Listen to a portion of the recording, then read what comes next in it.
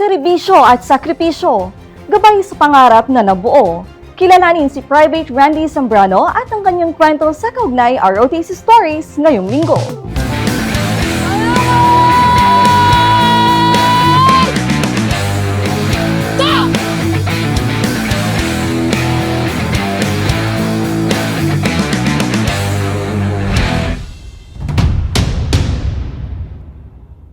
Magandang araw, pamilyang kaugnay. Muling nagbabalik ang kaugnay ROTC Stories, kung saan ang ating tinatampok ang mga natatanging kadeteng may taglay na talento, disiplina at matatag na paninindigan sa pagtupad ng kanilang mga pangarap. Ngayong araw, tampok ang inspiradong kwento ni Private Randy Zambrano na minsan hinubog ng ROTC at ngayon tapat na naglilingkod sa bayan.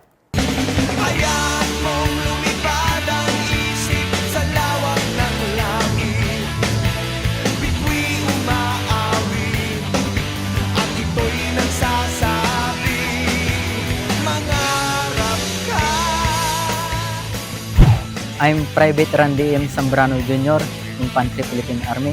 Pangalawa ako sa 6 na magkakapatid. Isa akong criminology student sa Pangasinan State University, Binmalay Campus. At advanced ROTC rin ako sa Pangasinan State University, Lingayen Campus. Mahilig ako sa mga rigorous na activity, kaya during ng first year college ko, nag-signify kagad ako ng mag-take ng advanced ROTC.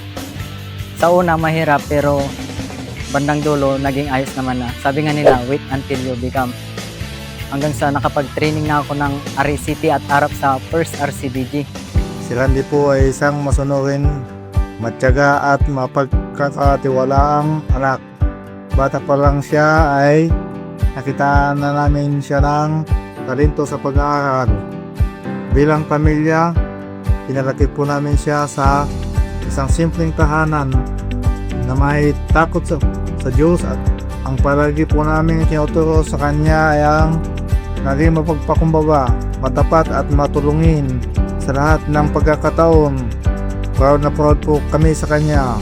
Kuya, gusto lang kitang pasalamatan. Alam ko na hindi biro ang trabaho mo bilang sundalo. Madalas na hindi tayo nagkita-kita at alam ko na puno ng hirap, pagod at panganib ang ginugol mo sa serbisyo. Higit sa pagiging kawal ng bayan, pinakamabuti kang kapatid sa amin. Kahit gaano ka pa kaabala, hindi mo kailanman nakalimutang kamustahin kami. Sa bawat pag-uwi mo, kahit panandalian lang, ramdam namin ang pagmamahal at pag-aalaga mo. Ikaw ang nagsisilbing lakas at inspirasyon namin, na kahit anong pagsubok ang dumating, natatag tayo dahil mayroon tayong isa't isa. Ang kalimutang kabayaan ang iyong sarili, kuya, dahil naghihintay at nagdarasal kaming makauwi ka sa amin. Pinagmamalaki ka namin, hindi lang dahil sa iyong uniforme, kundi dahil sa mabuti at ang pagmahal na kapatid na ikaw. Mahal na mahal ka namin. Na-motivate din akong mag-take ng advanced ROTC dahil sa mga privilege ng organization, katulad ng pagkipag-compete sa mga iba't ibang unit at iba't ibang lugar. Ang nag-motivate naman sa akin na mag-take ng advanced ROTC na ipagpatuloy iyon ay ang dati naming Corps Commander na si Sir Sunny D. Guzman, na isa na ring successful na tenyente na na-assign sa Antique. Kung ako ang tatanungin sa ROTC journey at sino siya bilang isang kadete at kabady, he is not just a cadet that makes only compliance to complete the cadet corps. Instead, he does things that make us, his buddies, juniors, subordinates, to be inspired as a true leader with good relationships. I can say that he is a trusted buddy that I can share anything without hesitation, support us in responsibility, sharing teamwork with each other. He gave us a big impact our ROTC journey, so I can say that I am proud of Sir Zambrano for being part of his ROTC journey and his body. Ang mga napulot ko naman na lesson sa pagiging advanced ROTC ay kung paano ako makisama at paano makibagay sa mga senior at junior class ko na nagamit ko rin during sa basic military training ko sa SCS sa Tradok. Ang mga naging memorable naman na bagay sa pagiging cadet officer ko ay ang dire-diretsong naging training ko during RCT, Arab, At after namin mag-training doon, training kagad kami doon sa Darmore School sa Camp O'Donnell sa Tarlac. At after nun, pinadala na naman kami dito sa 7DTs, dito sa 7ID para lumawak sa Squad Challenge Army Reserve Force. Sa lahat ng naging kadete ko na criminology, siya lang talaga yung nagporso na maging army.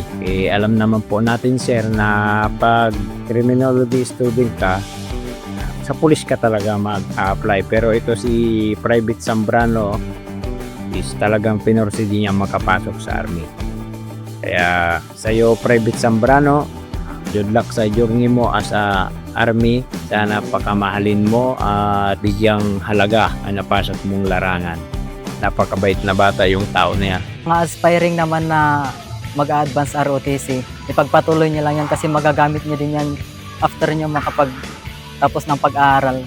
Kagaya ako, nagamit ko yung pagiging advance ROTC para makapag-apply sa Philippine Army.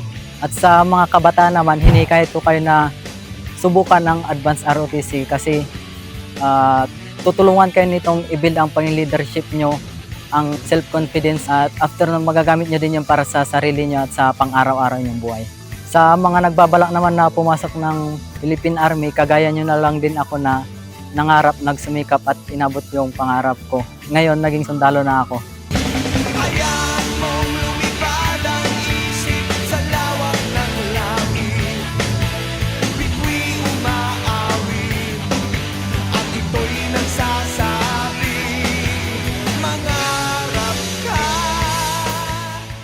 Muli nating nakita na ang pagiging isang ROTC cadet ay hindi lamang isang programa sa paaralan. Ito ay muhubog ng disiplina, katatagan at kausayan na gabay sa tunay na serbisyo sa bayan. Patuloy tayong magsilbi, mangarap at magtagumpay para sa Diyos at para sa bayan. Muli, ako si Sergeant Lester Donato, ang inyong kaugnay Drill Master. Kita-kits muli sa susunod na Biyernes. Dito lang yan sa Kaugnay ROTC Stories.